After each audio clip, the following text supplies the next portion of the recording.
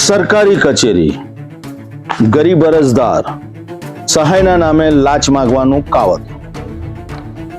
હવે વિધવા સહાયની જ્યારે યોજનાની વાત આવતી હોય અને એની સામે લાંચ માંગવામાં આવે તો ગંભીર યક્ષ પ્રશ્ન સમગ્ર વ્યવસ્થા પર ઊભો થાય છે.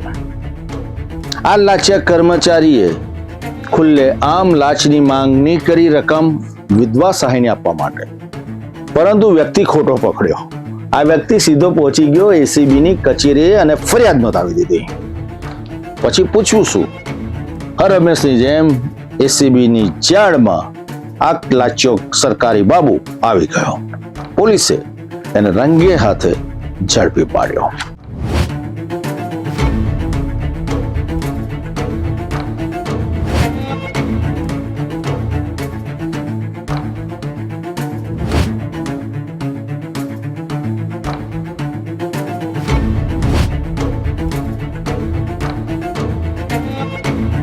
પાટણ જિલ્લાના ચાણસ્મા મામલતદાર કચેરી, જ્યાં વિધવા સહાય શાખામાં આઉટસોર્સિંગથી ફરજ બજાવતો કમ્પ્યુટર ઓપરેટર પ્રકાશ ભરતસિંહ પરમાર અરજદારો પાસેથી કામના બદલામાં રૂપિયા માંગતો હોવાનો આક્ષેપ છે.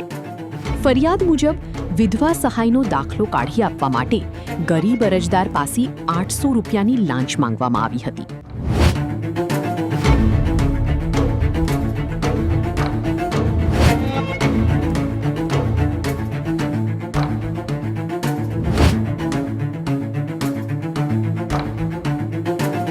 પ્રાથમિક તપાસમાં જાણવા મળ્યું કે આ લાંચિયો સરકારી બાબુ અલગ અલગ કામ માટે 100 રૂપિયાથી 2000 રૂપિયા સુધીની રકમની માંગ કરતો હતો.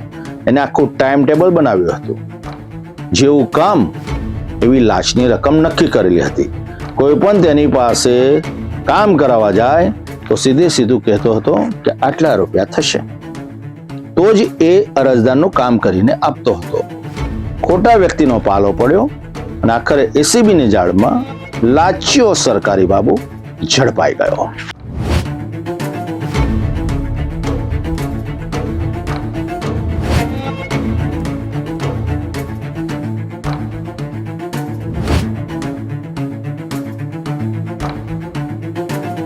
એસીબીની ટીમે મામલતદાર કચેરીમાં જ ફૂલ પ્રૂફ ટ્રેપ ગોઠવ્યો અને જેમ જ પ્રકાશ પરમારે લાંચની રકમ સ્વીકારી તેમ જ એસીબીની ટીમ ત્રાટકી.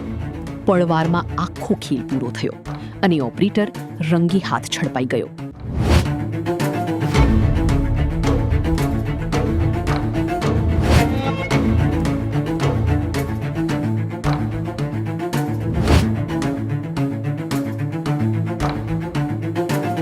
પકડાયેલા પ્રકાશ ભરતસિંહ પરમારને એસીબી કસ્ટડીમાં લઈ વધુ પૂછપરછ શરૂ કરવામાં આવી છે. સાથે જ તપાસ હવે એ દિશામાં પણ આગળ વધી રહી છે કે શું આ ભ્રષ્ટાચારના ખેલમાં અન્ય કોઈ કર્મચારીઓની પણ સંડોવણી છે.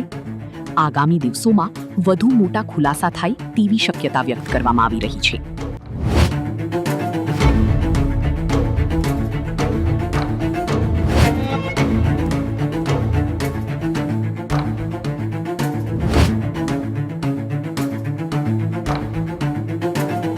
ગરીબ અને જરૂરિયાતમંદ માટે સરકારની યોજનાઓ છે તેનો સીધો લાભ ગરીબને મળવો જોઈએ, પરંતુ તે જો ભ્રષ્ટાચારની ભેટ ચડે તો યક્ષ પ્રશ્ન છે વ્યવસ્થા ઉપર.